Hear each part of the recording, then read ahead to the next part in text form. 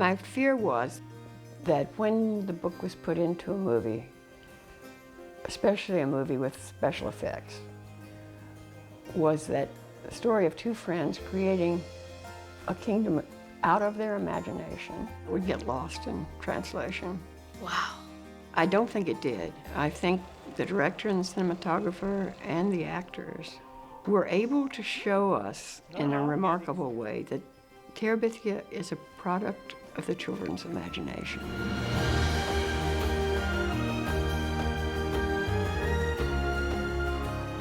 The land of Terabithia is something that is very much vividly remembered by kids who read the book.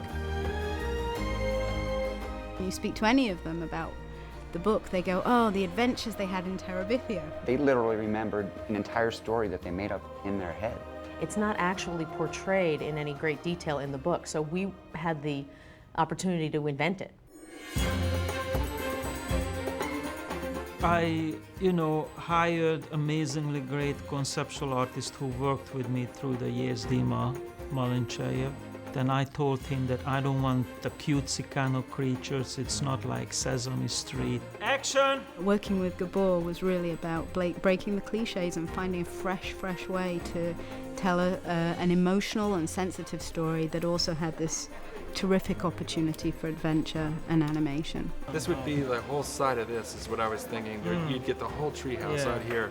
I mean, we live in ages of all kind of video games and video technology and design, and you have to really push the envelope. We're incredibly fortunate to have Peter Jackson's Academy Award team, Weta, doing all of the visual effects work on the film.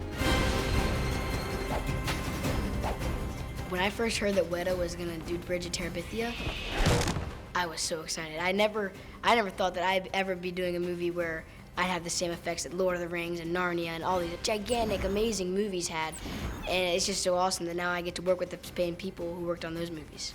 Now we're even. The production designer's just done such a great job of creating a huge variety of different creatures into the movie. These wild and crazy creatures give an audience an opportunity to explore and discover along with the children. Just close your eyes, but keep your mind wide open. Obviously, when the kids start to dream up their own fantasy world, they take a lot of inspiration from their real life. There's the Squilgers, based off Scott Hoger.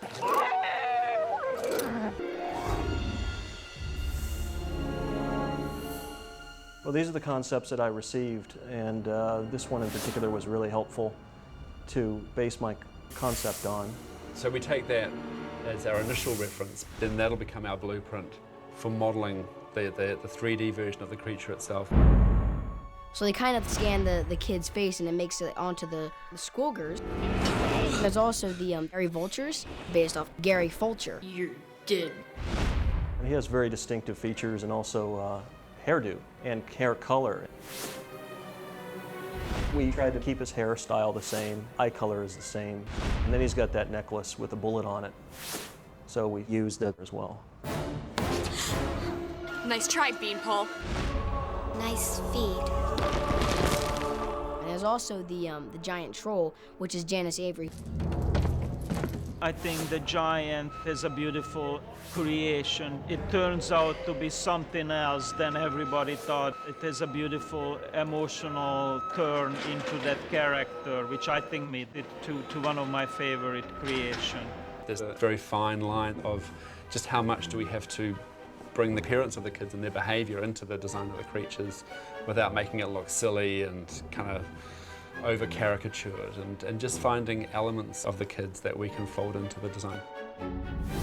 It's very satisfying to kind of bring a character to life, especially when they're very imaginative characters like these.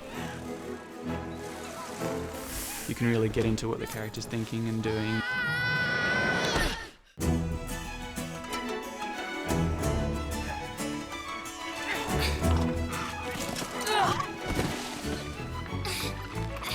This had to look real, but it's a fantastic kind of realism, so it gives us an opportunity to kind of stretch our wings a little bit and get into colors and nuances and effects and things that are a little more playful, I think.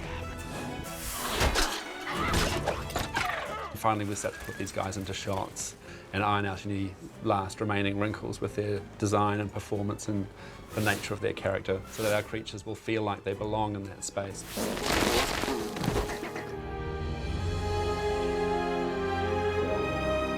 The opportunity to explore that wonderful world across the brook underneath the trees and meet and discover these wild and crazy creatures in this faraway place create very beautiful cinema and make a very memorable and beautiful movie for audiences the world over.